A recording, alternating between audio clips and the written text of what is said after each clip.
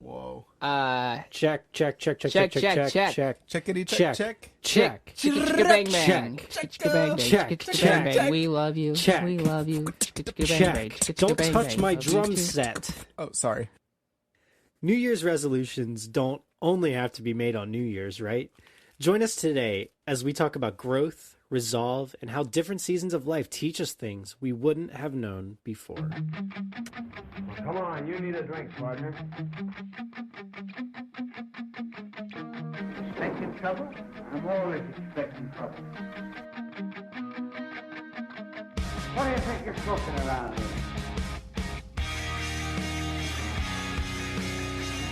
Stop it! You're acting like a child! They're coming to get you, Barbara. Tyler here with Jared and Travis. Before we get started, something ridiculous happened to me this morning, and I wanted you guys to know. So I get up for work at before the butt crack of dawn. It's early, and I'm driving today through French Creek, which for those of you who don't know, it's a state park near us. There's a lot of forests, a lot of wildlife. So every time I go through there, I see deer, squirrels, a bunch of different things. But today, you'll never guess what animal I pummeled with my car.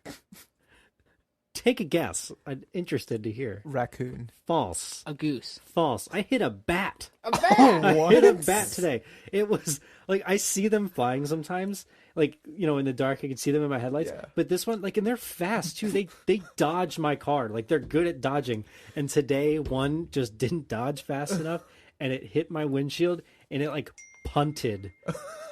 Travis, please silence all cellular devices. I'm so sorry. It's all good. Anyway, I punted a bat today with my car, and I thought it would be a interesting way to start this episode. So today, we are concluding our 3-part series on gospel living and gospel teaching. It's been a super good series for us. It's been really informative for me. Going back to learning about what the gospel actually is, to understanding how to testify to that. And today we want to conclude that conversation with just a casual conversation about what we're learning and how we're growing. So that's what we're going to do today.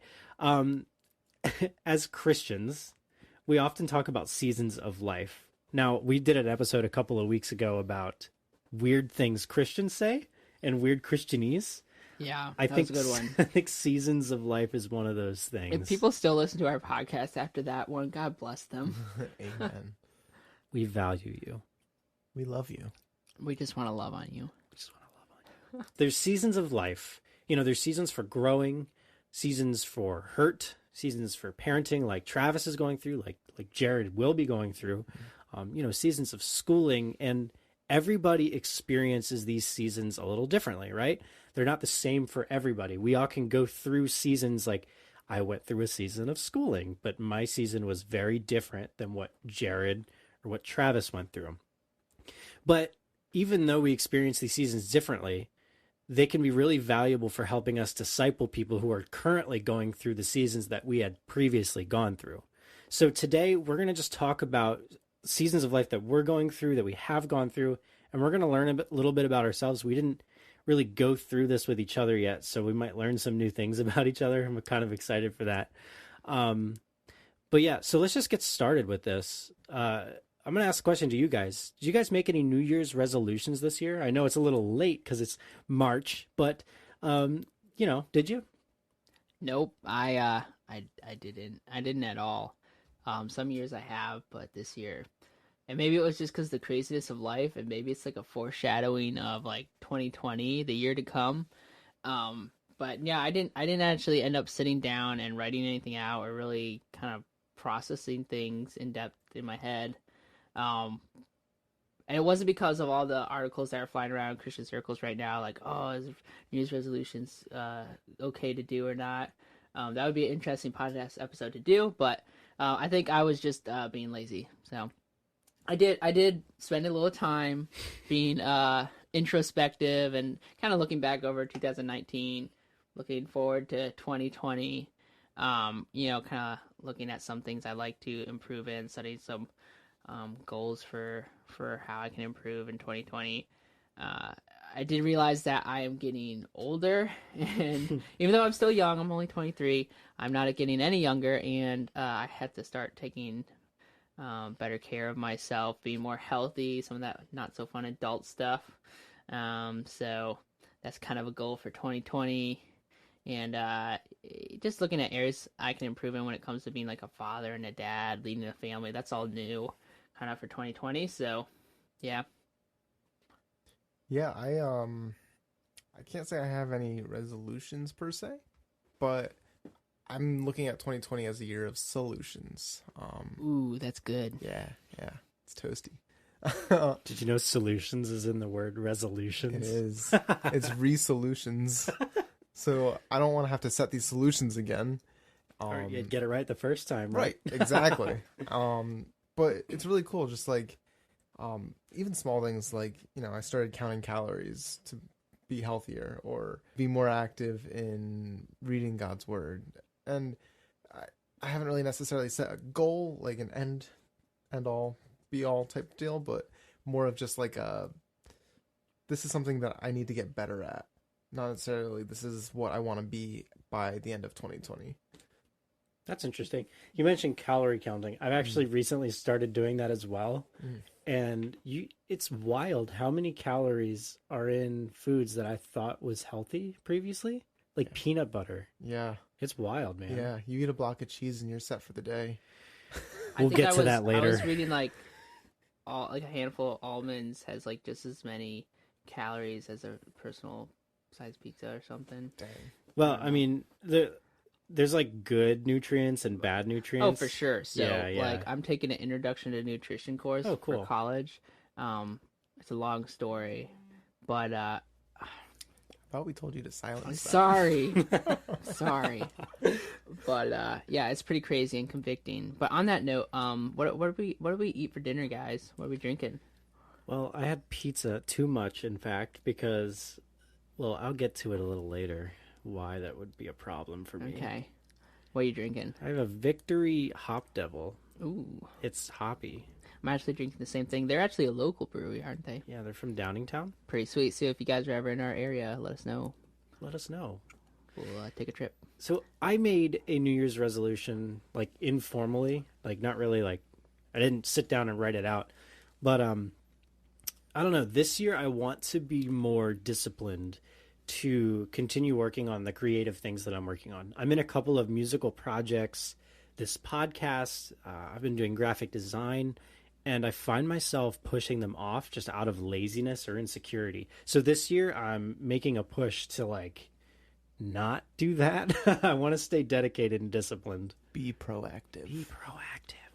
But yeah, it's interesting looking over the past year or so and understanding everything that God's been teaching me. Before I get to me though, what has God been teaching you guys? Why did you make the resolutions you made?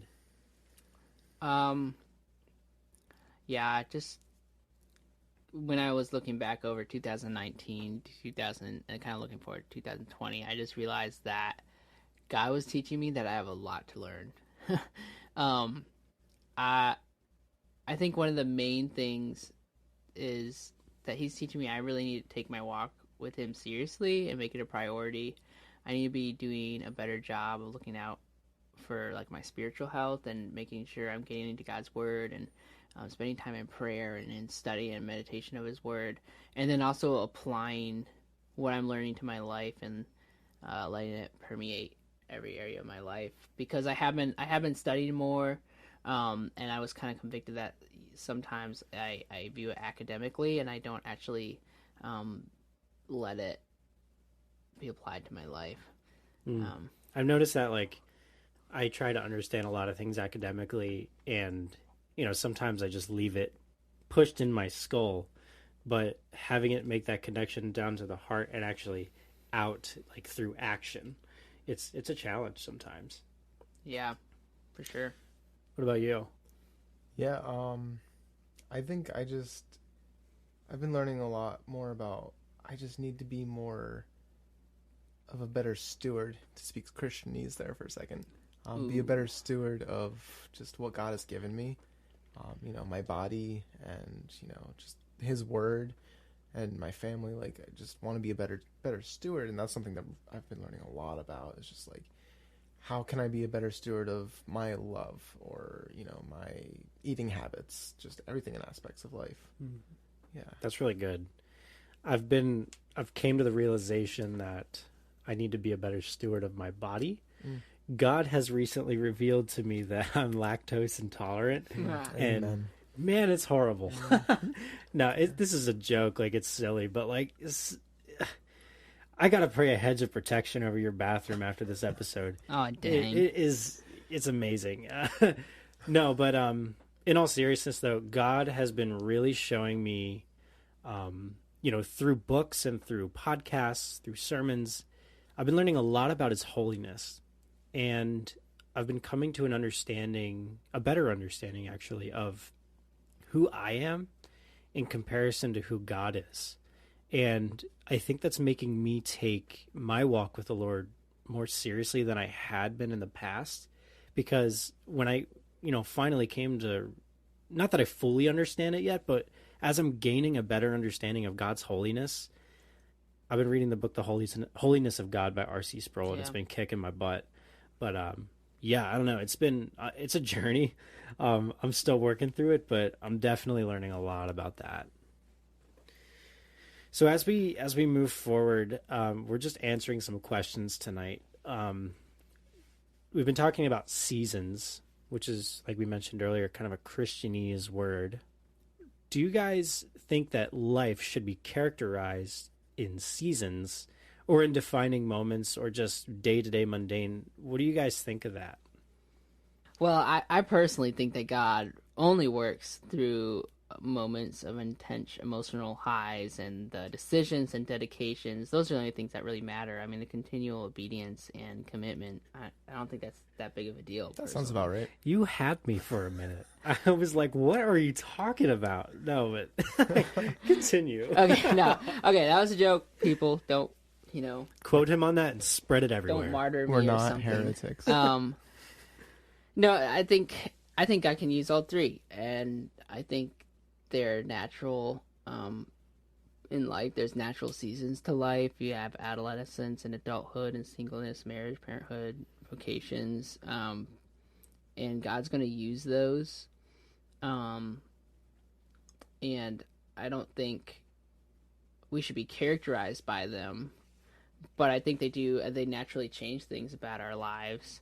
God's going to use our defining moments. There's going to be times of joy and sorrow and trials. There's going to be everyday choices, lifestyles, and habits. So I think all those are going to shape the course of your life, and God's going to use those to sanctify you, to make you more like His Son. I don't think we should necessarily be characterized by them. So, for instance, we talked about singleness and marriage, and sometimes how like those are idolized in the church. So we shouldn't, it does change things, right? Now I'm not just me. I'm also a husband, and I'm also a father. So I guess in one sense, like, yeah, you are characterized by them. I don't know if that should make. I don't know. Does that make sense? I agree with you for most of that. Like, the seasons naturally happen, in my opinion. I don't think we need to make any extra efforts to characterize the phases in life that we're in, because these seasons naturally happen. I mean, you got married, now you're a husband. Like, that happened naturally. You didn't need to say, I need to move into my next season of life. You know what I mean? But also thinking about seasons, and when we think back on life, life in itself, in light of eternity, is so short, right? And then you try to like take something and say, you know what, that's a season, and that season might last 6 months, and that's even shorter. It might be like helpful to characterize things in life by seasons, but I don't want to put too much weight into that. Yeah, well, I think, like, I don't know how to say this. I want to be careful how I say it. We shouldn't form my identity around those seasons or those defining moments, or even the day-to-day. Like, my identity shouldn't be completely wrapped up in the fact that I am a husband or a father. Because if God takes away those things and all of my identity was wrapped up in that, then I'm going to have an identity crisis, right? I mean, first and foremost, we are a child of God, we are a Christian. So, putting that first, understanding naturally, those things are going to change the course of your life. God's going to use them to mold you and shape you. They're good things, but we shouldn't idolize them. So I think that's where you need to draw the line, yes. Yeah. And I also think in Christianity today, we downplay the day-to-day, the mundane choices. So I think we have to be extra careful and take those things extra seriously, because in the church, we do tend to look for those defining moments and the emotional highs and say, well, I made this decision then, but then if you don't live like it in those day-to-day things, or if you idolize a season of life and then God takes it away. So I think how we live day to day matters and affects those seasons of life and those defining moments, or at least how we'll handle those seasons of life and defining moments. So I think just kind of looking at, my life and experience, the world kind of has its like even flow of like good times and bad times. It's almost like breathing these seasons, I guess you could say. And my brain just goes straight to Paul saying, be not conformed by the world, but rather be transformed by the renewing of your mind. And that kind of brings us back to the gospel. And Bly just came in here, so We're going to leave it rolling because this is great. yeah. what's up, dude? The doggy came in. Hey, Bly. You want to be a part of this? You got something to say? He's a part of the podcast. But Ecclesiastes kind of goes into the whole aspect of the whole theme of the book is like, life kind of sucks, but this is what you do. This is gonna something that'll help. So he says, he has made everything appropriate in its time. He has also put eternity in their hearts, but no one can discover the works God has done from the beginning to end. So I kind of think, there are all these seasons of life that we have: a time to live, a time to laugh, a time to die, a time to cry, just to rhyme. He's a poet and he didn't even know it. Yay! But it takes us back to we don't know what God is doing in our lives in that time. So just kind of like when you're in those low moments or even those high moments, step back and say, how is God working in this? Yeah, I mean, we definitely should not idolize different seasons of life, and we definitely shouldn't wait for that season to be effective in ministry, because you can be effective where you are right now. That's for sure. So all of this being said, what are some seasons of life that you have been in, and what did you learn from them? I had a season of life where I was a chef for 8 years. And that was a really intense part of my life. I was working 13, 14 hours a day, working on Sundays, so I didn't get to meet with the church. I didn't really get to spend time with my wife. And, for the almost 3 years of my marriage, I was working. And then God brought me into a new season of life where I'm not a chef anymore. And that was kind of earth-shattering for me. That's a whole nother story. But the point being, after I got out of that time of my life where I was a chef and I wasn't really living for the Lord, I wasn't going to church, he pulled me into a situation where I'm able to do those things now. I can be with my family. I have weekends and holidays. And for me anyway, it just kind of shows me there's a purpose behind all of those seasons. Yeah. For me, obviously, the ones that are fresh on my mind right now is just getting married and having kids, starting a family. Obviously, that's a big season of life. That's a major change. It changes my life in so many ways. My day-to-day, my schedule, my sleeping habits, my eating habits, and I think the thing that's taught me the most is because it's totally flipped my life around in a lot of ways. My life doesn't, not that it should ever, it should revolve around Christ, but more than ever, it hasn't revolved around me. When I sleep, it's revolving around someone else. When I eat, it's revolving around someone else. Like my leisure time, so I'm learning that I'm an incredibly selfish person. Like, but for real, like that's something that God's really been working on me. Like I realized, like I can't live for myself anymore and fulfill the roles that God has given me. Like my wife has to come first, my kids have to come first. Obviously, I can't neglect myself to a sinful state, but I need to put their needs in front of my own, as well as other people's, but especially them. And that's like 24/7. There's no time. There's not a time that I can get away with putting myself first. At the same time, I'm learning that I do need to take care of myself so I can also fulfill those roles well. So we'll skip me because we're already running short on time. But I'm curious, Jared, you mentioned about you were a chef for a while, and it kind of all happened at once where God was pulling you away. What were some defining moments in that time, in that season? Like what really made you turn your perspective from, this is what I have to do in this season into shifting into the next season? Yeah, wow. I think one of the biggest deciding factors was me and my wife kind of decided on a plan for starting a family. And that was a big one for me. Like, we were young married. We didn't know where God was leading our lives yet.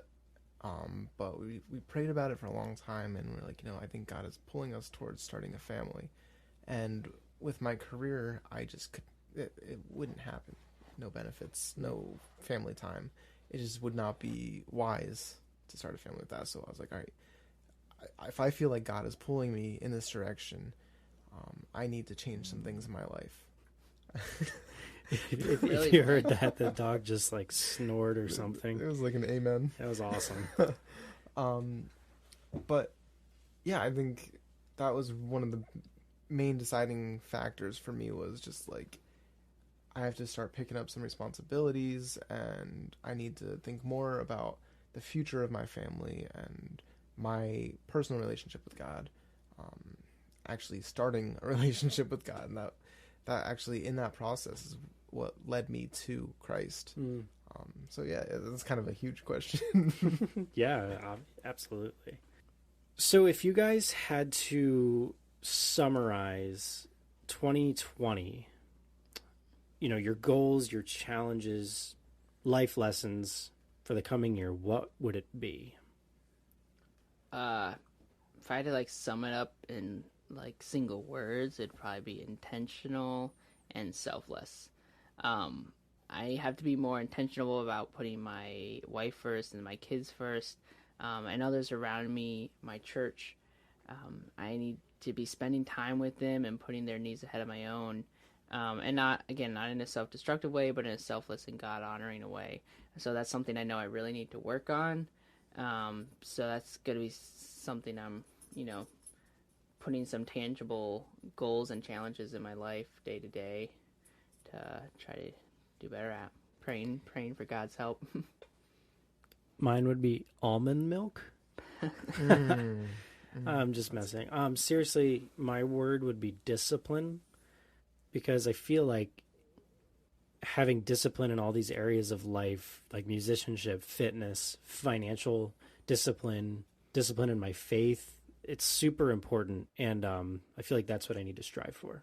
Yeah, I would agree with that. Discipline, but I would also say good stewardship.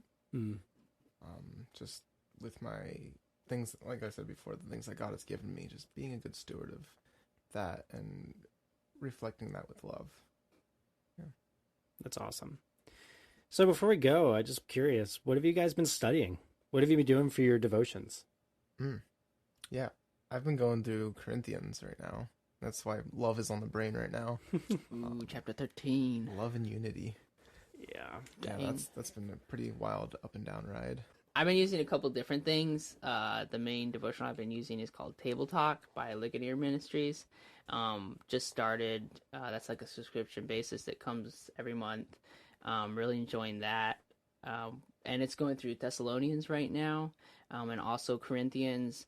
I've also been trying to kind of read whatever book of the Bible or passage that our church is going through, which happens to also be Corinthians right now, so kind of overlapping a little bit, and then studying different topics for our podcast, for more kind of getting down and.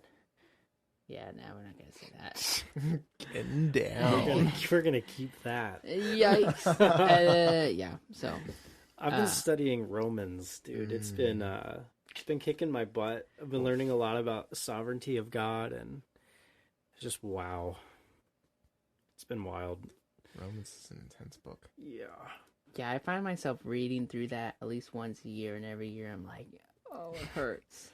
I've read like through medicine. it a bunch of times. Like, this is probably the 5th or 6th time I'm really reading through it, and I feel like I'm just picking so much more out of it this time in particular. I'm not sure why.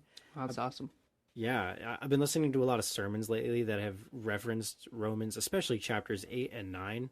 So I don't know. I have like a new perspective on it, and yeah, it's been huge for me. You guys have anything else to finish? Any closing thoughts tonight? No. Nope. Good luck None. with your New Year's solutions. New New Year's Year's- solutions. I would love to do a podcast sometime on whether or not like it's healthy or beneficial. If there's a better way to, work on goals than New Year's resolutions, because the percentages of how many people like stop even trying like a month Right. after or whatever. Yeah, So that'd be interesting. yeah. So for you listeners, we'd love to hear about whether or not you guys have done New Year's resolutions this year in the past, and whether you find it encouraging or discouraging. You can let us know in our Facebook group or on any of our other social media platforms. Let us know. This concludes our 3-part series on gospel living and gospel teaching. We had a lot of fun doing it, but we want to invite you to join us next week as we're going to start a 2-week series on brokenness and where we can find joy even when we feel broken. I imagine it'll be a heavier series than our previous episodes, but that's okay. I'm actually really excited to talk about this because I want to do it in an authentic, genuine way. I think it's going to be a really good time. But before we go, I wanted to remind you of a couple of things you can do to help us grow. Number 1, subscribe. That'll be the best way to get the newest episode automatically downloaded to your device, especially if you're using Apple Podcasts. That's what I use. It's pretty convenient. That's what I use. Me too. Yes. Leave a review. That helps us out so much, leaving a review. Number 2, like us on Facebook. Just go to facebook.com/happyholyhour. This is going to be the place where you find any new updates, any new news that we have. So this is the best place to stay connected. And finally, if you want to be part of our closed Facebook group called the Happy Holy Community, just go on Facebook and send us a message, keyword happy. We'll send you a link to invite you to our private group. And in this group, we're going to have conversations, discussions. We're going to ask questions to get episode ideas for future episodes, to spark conversation. This is the best place where we can interact with each other on a personal and regular basis. I'm excited about it. We also have merchandise if you're interested. You can just find that in the Happy Holy Hour Facebook page as well. So, we're going to close this out. Join us next week on the Happy Holy Hour. Peace. Sick nasty.